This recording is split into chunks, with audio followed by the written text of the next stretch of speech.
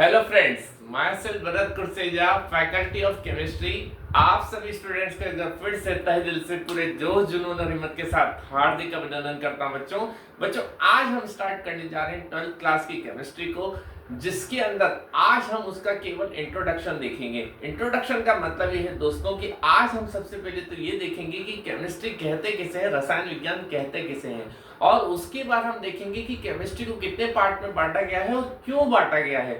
और उसके बाद हम अपने सिलेबस की बात करेंगे दोस्तों कि हमारे सिलेबस में यानी 12th क्लास की केमिस्ट्री में कितने चैप्टर्स हैं और किस चैप्टर को केमिस्ट्री के किस पार्ट में रखा गया है, ये आज हम देखने वाले हैं। तो सबसे पहले तो जुड़ जाइए हमारे साथ, गुड मॉर्निंग बोल के, हाय बोल के, जो भी बोलना है बोलिए, दिल खोल के बोलिए, पूरे जोश और जुनून के साथ बोलिए, क्योंकि जितनी ज्यादा आप अपनी प्रेजेंस दिखाएंगे, जितना ज्यादा जोश और जुनून आप दिखाएंगे, उतना मजा आने वाला दोस्तों आज के लेक्चर में, आज की क्लास में। तो सबसे पहले तो दिखा दीजिए अपनी प्रेजेंस।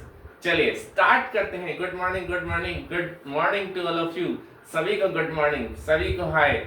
चलिए तो स्टार्ट करते हैं आज के लेक्चर को, जिसमें सबसे पहले हम बात करने वाले दोस्तों केमिस्ट्री की, कि केमिस्ट्री यानी रसायन विज्ञान होता क्या है।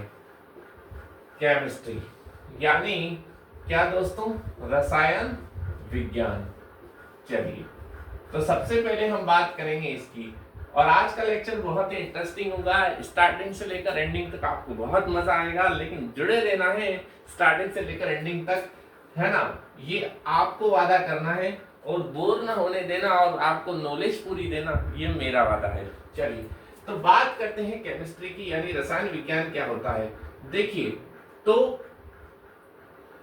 केमिस्ट्री यानी रसायन विज्ञान किसे कहा जाता है दोस्तों, है ना? सबसे पहले तो हम इसकी बात करेंगे। डस्टर कहाँ गया? ये। चलिए तो हम इसकी बात करने जा रहे हैं। देखिए विज्ञान की वह शाखा, विज्ञान की वह शाखा।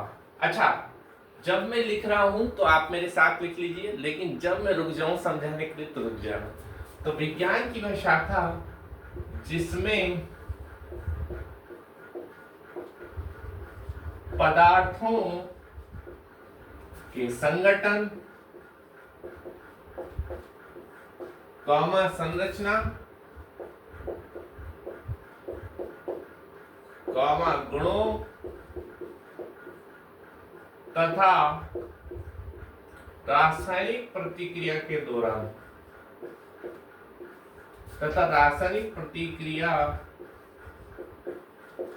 दौरान उनमें होने वाले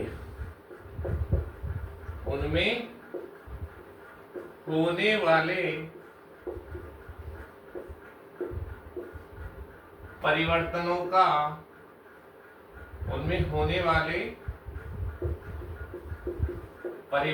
का, अध्ययन किया जाता है।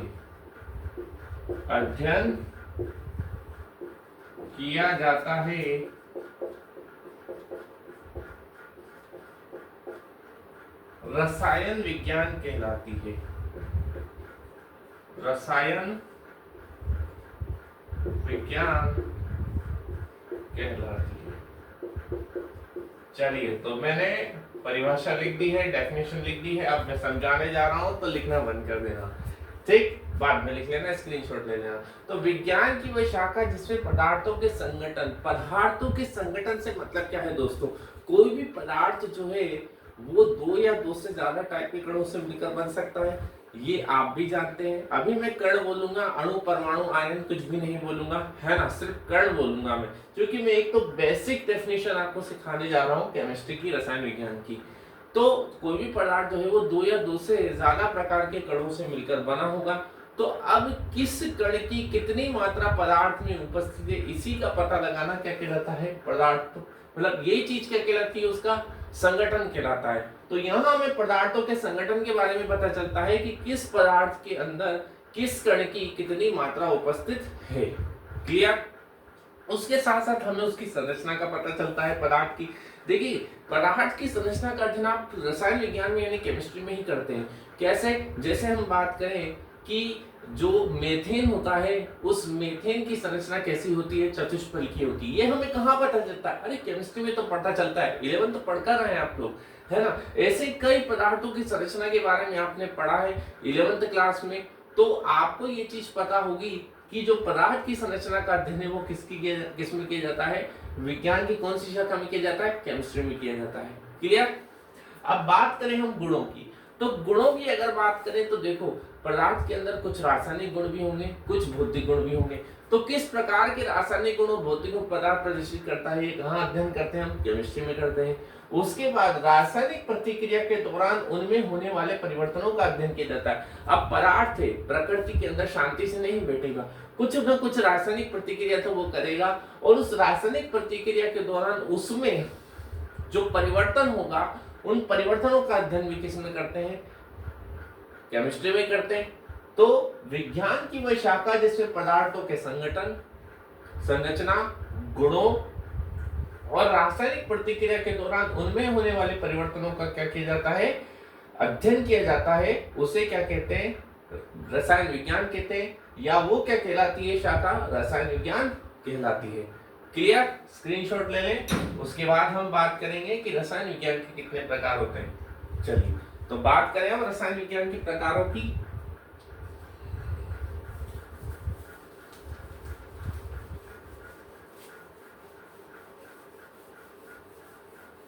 तो रसायन विज्ञान यानी केमिस्ट्री कितने भाग में डिवाइड की गई है, अब हम इसे देखेंगे। चलिए तो रसायन विज्ञान के प्रकार।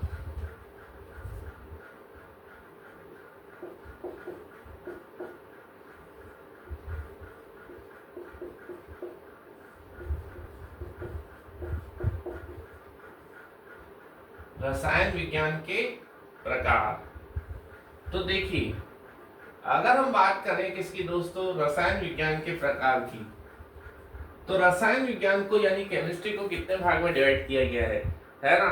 जागते रहना, सोना नहीं है। तो केमिस्ट्री को कितने पार्ट में डिवाइड किया गया है दोस्तों? 3 पार्ट में। एक हो जाता है आपका कौन सा? भौतिक रसायन। एक आपका कौन सा हो जाता है? भौतिक रसायन। और एक आपका हो जाता है कौन सा? अकार्बनिक रसायन। अकार्बनिक रसायन। और एक आपका हो जाता है कौन सा? कार्बनिक रसायन। चलिए तो इस तरीके से 3 पार्ट में डिवाइड किया जाता है केमिस्ट्री को। अब देखिए यहां पर हम बात करें कि भौतिक रसायन के अंदर आप क्या पढ़ते हैं, तो देखिए भौतिक रसायन यानी फिजिक्स और केमिस्ट्री का ये क्या है? एक मिक्सचर है ना। बहुत अजीब बात है, बहुत इंटरेस्टिंग बात है। क्यों है इसका मिक्सचर, इसका भी ध्यान रखें आप। भौतिक रसायन में आप क्या करते हैं? फिजिक्स के नियमों का, किसके नियमों का? फिजिक्स के नियमों का और गणितीय संक्रियाओं का, किसका? गणितीय संक्रियाओं का आप क्या करते हैं दोस्तों? अध्ययन करते हैं। गणितीय संक्रियाओं का आप क्या करते हैं? अध्ययन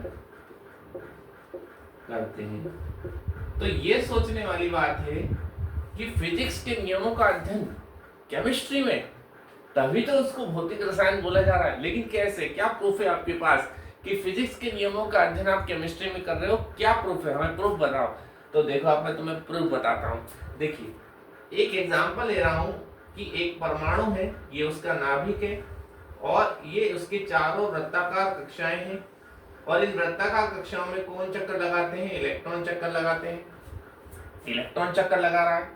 अब यहां तक की जो मैंने बात करी कि परमाणु है, उसका नाभिक है, नाभिक के अंदर प्रोटॉन है और नाभिक के चारों वृत्ताकार कक्षाओं, वृत्ताकार कक्षाओं में कौन चक्कर लगा रहा है? इलेक्ट्रॉन चक्कर लगा रहा है। यहां तक की जो मैंने बात बोली दोस्तों वो केमिस्ट्री है। लेकिन अगर मैं अब आपसे बोलूं कि ये जो नाभिक है, इस नाभिक में उपस्थित प्रोटॉन और इस इलेक्ट्रॉन के बीच में क्या लगेगा? एक आकर्षण बल लगेगा।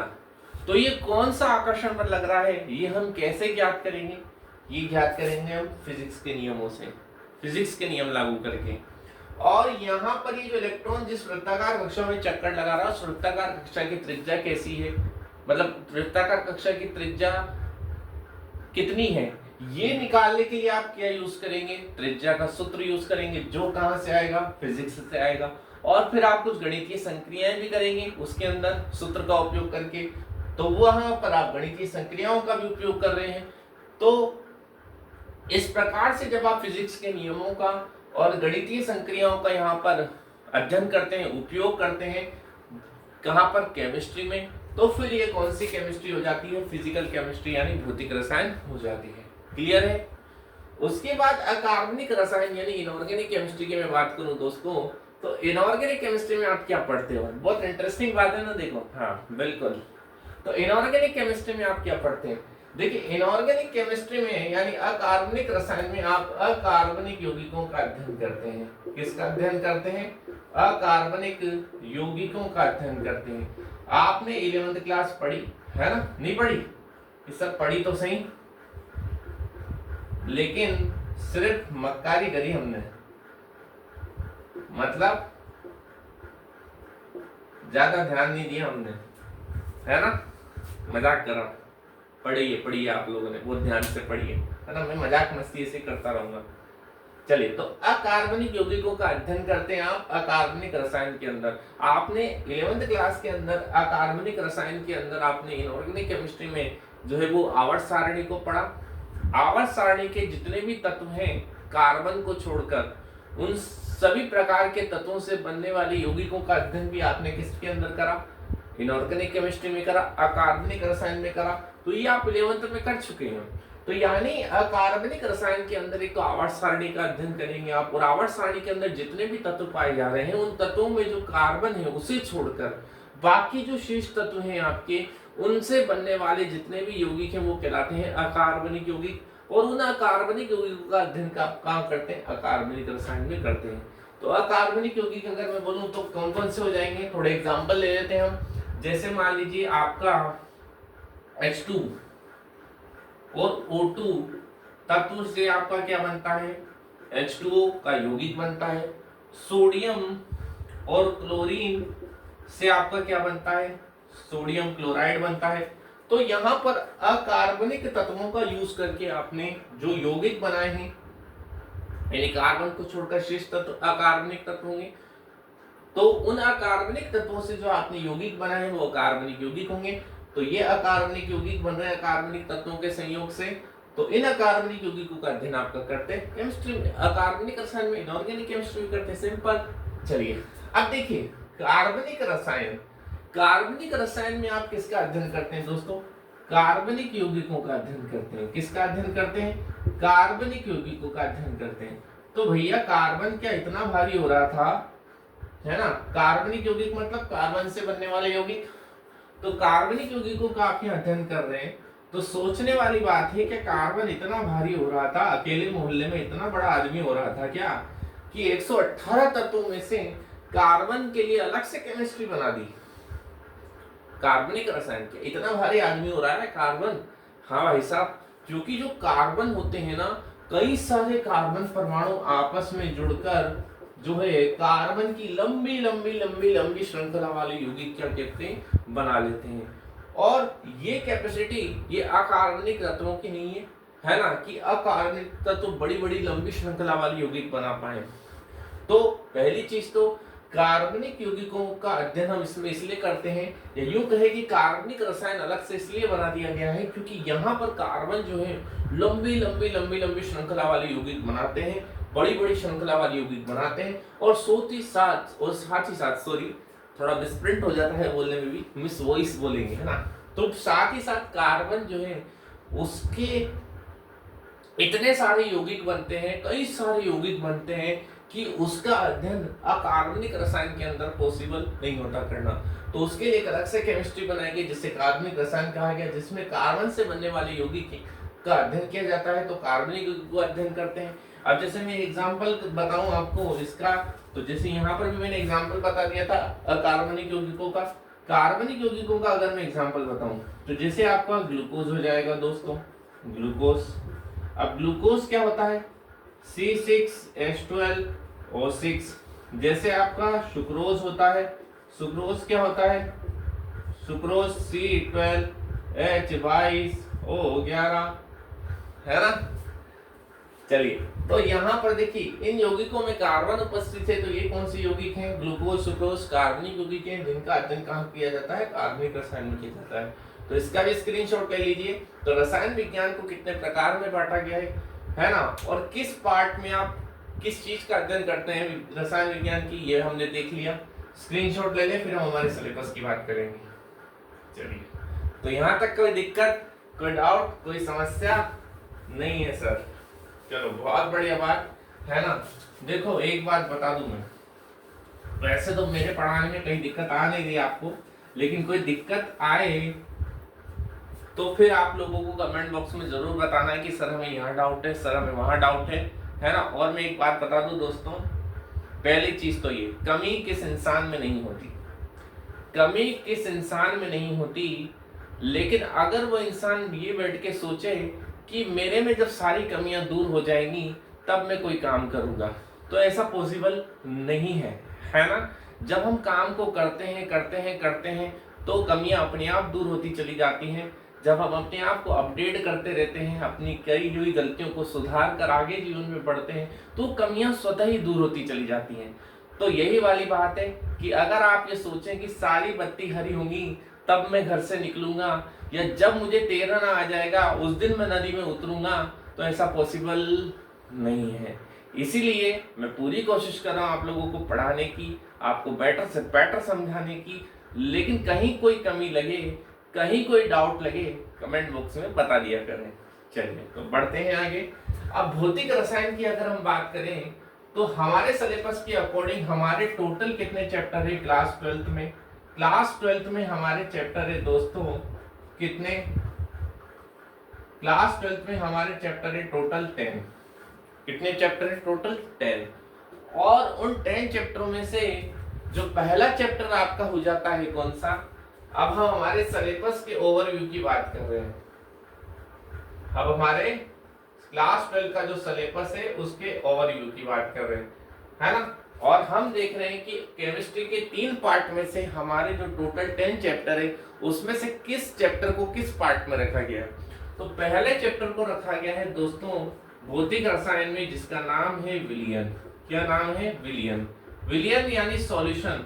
विलय और विलायक से मिलकर क्या बनता है? विलयन बनता है। दो पदार्थों के समांगी मिश्रण को विलयन कहते हैं, है ना। ये सारी बात हम देखेंगे इस चैप्टर के अंदर। विलयन क्या होता है, विलयन के प्रकार देखेंगे हम, विलय की मात्रा के आधार पर, विलय और विलायक की भौतिक अवस्था के आधार पर, विलय क्या होता है, विलायक क्या होता है ना, अणुसंख्यक गुणधर्म क्या होते हैं, आदर्श और अनादर्श विलयन क्या होते हैं, ये सारी बातें, और अल्पसंख्यक, और उसके साथ साथ हम जो है यहाँ पर जो है मतलब अणुसंख्यक गुणधर्म, सॉरी अल्पसंख्यक बोल दिया ने, हालांकि अणुसंख्यक गुणधर्म का मैं नाम ले चुका है ना, दोबारा बोलने की जरूरत नहीं है।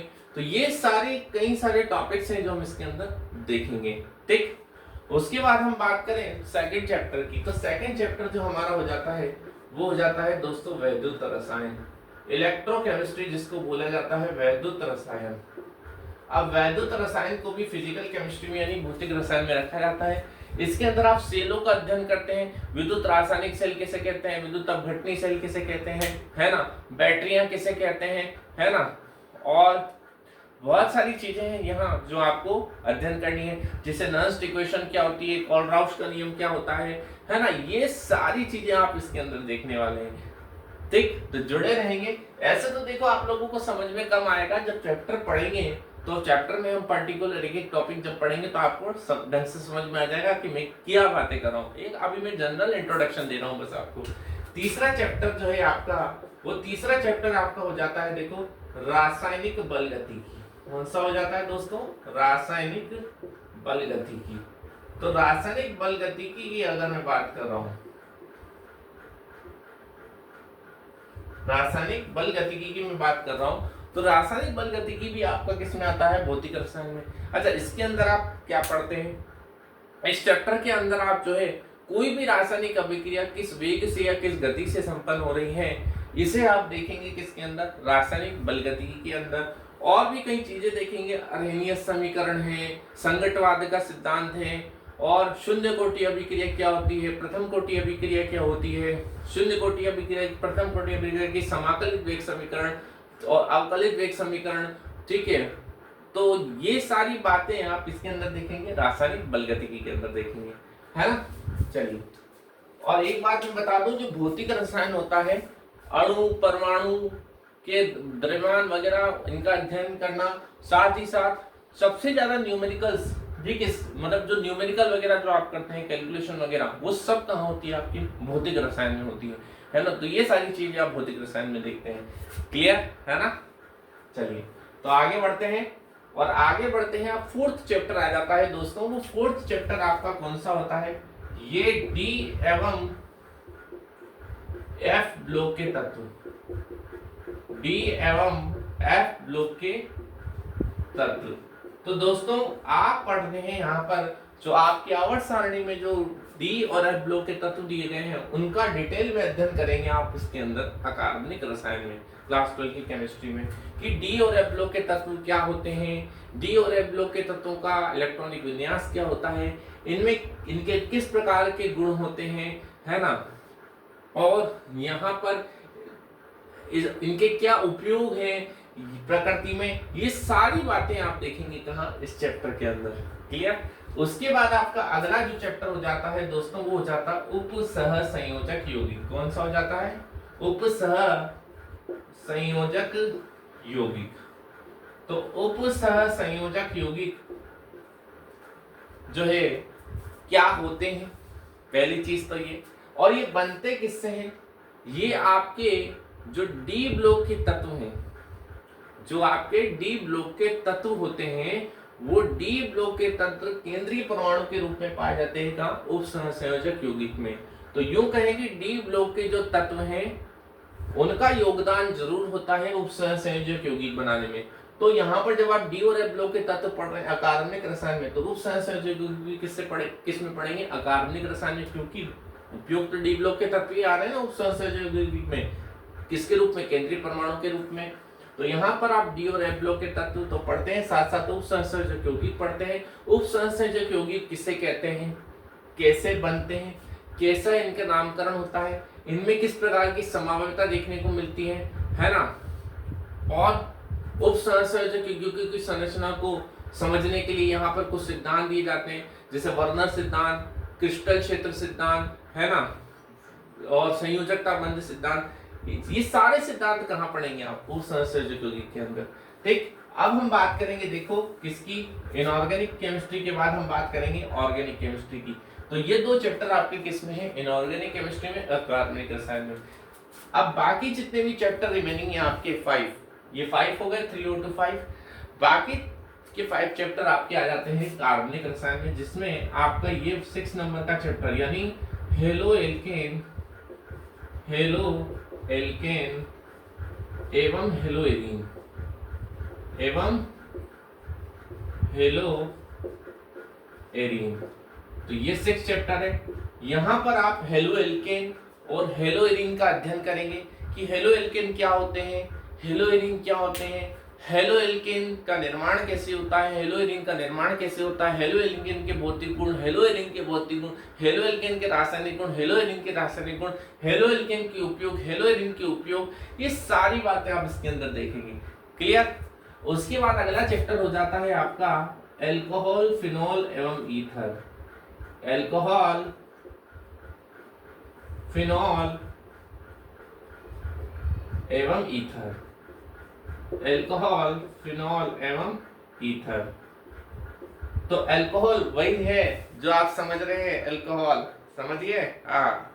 तो अल्कोहल, फिनॉल एवं ईथर। तो यहाँ इस चैप्टर के अंदर आप अल्कोहल के बारे में, फिनॉल के बारे में, ईथर के बारे में देखेंगे कि क्या होते हैं, ठीक है, कैसे बनते हैं, कैसे इनका निर्माण होता है, किस प्रकार के इनके अंदर भौतिक गुण है, किस प्रकार के इनके अंदर रासायनिक गुण है, किस प्रकार का इनका उपयोग है, ये सारी आप एक एक जो है वो अल्कोहल, फिनॉल और ईथर के बारे में देखेंगे। उसके बाद नेक्स्ट आपका जो चैप्टर हो जाता है वो हो जाता है एल्डिहाइड, कीटोन, एल्डिहाइड, कीटोन एवं कार्बोक्सिलिक अम्ल, एल्डिहाइड, कीटोन एवं कार्बोक्सिलिक अम्ल। तो यहाँ आप क्या देखते हैं दोस्तों, इसमें आप वही एल्डिहाइड, कीटोन, कार्बोक्सिलिक अम्ल एक एक के बारे में देखेंगे कि ये क्या होते हैं, इनके निर्माण के बारे में देखेंगे, इनके रासायनिक गुण, भौतिक गुण के बारे में देखेंगे, इनके उपयोग के बारे में देखेंगे, सब देखेंगे, है ना। वैसे ही 9 चैप्टर आपका हो जाता है एमीन। अब एमीन चैप्टर के अंदर देखो 3 प्रकार के एमीन का निर्माण होता है, एक प्राइमरी एमीन यानी प्राथमिक एमीन, एक द्वितीयक एमीन और एक तृतीयक एमीन, ठीक। तो यहाँ पर आप 3 प्रकार के एमीन पढ़ेंगे और जिसमें भी आप एरोमेटिक एमीन कौन से होते हैं, एलिफेटिक एमीन कौन से होते हैं, इस सब के बारे में आप देखेंगे, इसका निर्माण, इसकी संरचना और अच्छा इनमें निर्माण और संरचना के बारे में भी देखेंगे कि इनकी संरचना कैसी होती है ना। और उसके बाद हम यहाँ पे इसके रासायनिक गुण, भौतिक गुण, इनके उपयोग सब के बारे में चर्चा करेंगे एमीन के अंदर। उसके बाद अगला जो 10th नंबर का चैप्टर हो जाता है वो आपका हो जाता है जैव अणु। जैव अणु का मतलब क्या होता है, जीवों के अंदर पाए जाने वाले अणु जैव अणु, या जैविक प्रक्रिया से बनने वाले अणु जैव अणु। जैसे कार्बोहाइड्रेट हो गया, वसा हो गया, प्रोटीन हो गया, विटामिन हो गया, न्यूक्लिक अम्ल हो गया, हार्मोन्स हो गए, तो ये सब आप यहाँ पर देखेंगे जैव अणु के अंदर। अच्छा, दिमाग थोड़ा सा ये डिस्टर्ब होता है कि सर ये सारी चीजें पढ़ने लायक किसमें है, बायोलॉजी के अंदर, पढ़ क्यों रहे केमिस्ट्री के अंदर। अरे आज ही मैंने आपको बताया केमिस्ट्री में देखी जाती है पदार्थों की संरचना, तो यहाँ पर कार्बोहाइड्रेट, न्यूक्लिक अम्ल, प्रोटीन, विटामिन, हार्मोन, इन सब की संरचना से रिलेटेड अध्ययन कहाँ करेंगे हम, केमिस्ट्री में करेंगे और जैव अणु चैप्टर के अंदर करेंगे। तो यहाँ संरचना का अध्ययन कर रहे हैं उनकी, इसलिए केमिस्ट्री का भाग है। क्लियर। और बाकी कुछ उपयोग वगैरह भी देख लेंगे, ऐसी बात नहीं है। तो ये आपके 10 चैप्टर है, जिसमें से 3 चैप्टर आपके किस में है, भौतिक रसायन में, 2 चैप्टर आपके किस में है, अकार्बनिक रसायन में, और बाकी के 5 चैप्टर किस में हो गए आपके, कार्बनिक रसायन में। तो ये है आपका सिलेबस 10th क्लास की केमिस्ट्री का, सॉरी 10th क्लास क्या, 12th क्लास की केमिस्ट्री का, है ना। उधर 10th में नजर चल गई मेरी। तो 12th क्लास की केमिस्ट्री का, जिसमें 10 चैप्टर है और 10 चैप्टर इस तरीके से डिवाइडेड है। ले लें स्क्रीनशॉट। चलिए, तो ये था आज एक ओवरव्यू आपके 12th क्लास का, 12th क्लास की केमिस्ट्री का, 12th क्लास के सिलेबस का, जिसमें मैंने आपको बताया कि केमिस्ट्री किसे कहते हैं, केमिस्ट्री कितने पार्ट में डिवाइडेड है, और आपके सिलेबस में और क्यों डिवाइडेड है, और किस पार्ट में आप अध्ययन करते हैं किस चीज का, केमिस्ट्री के, और केमिस्ट्री में आपके कितने चैप्टर्स हैं 12th क्लास में, और उन चैप्टरों को किस चैप्टर को केमिस्ट्री के किस पार्ट में रखा गया है, और किस चैप्टर में से आप क्या पढ़ेंगे। थोड़ा मैंने एक जनरल इंट्रोडक्शन दे दिया है, बाकी डिटेल में तो हम जब पढ़ेंगे तब देखेंगे इसे। ठीक, तो अच्छा लगा आप लोगों से मिलकर, ये लेक्चर लेकर, है ना। आगे भी मिलते रहेंगे, लेकिन आपको उसके लिए क्या करना पड़ेगा, चैनल को सब्सक्राइब करना पड़ेगा, लाइक करना पड़ेगा, शेयर करने पड़ेगा वीडियो को अपने उन फ्रेंड्स के साथ जो करें 12th board, NEET, JEE Mains, CUET, JET, किसी भी एग्जाम के प्रिपरेशन कर रहे हैं तो ये उनके लिए फायदेमंद लेक्चर होंगे। क्लियर। मिलते हैं नेक्स्ट लेक्चर में, तब तक के लिए आपसे बच्चों का तहे दिल से धन्यवाद। जय श्री कृष्ण।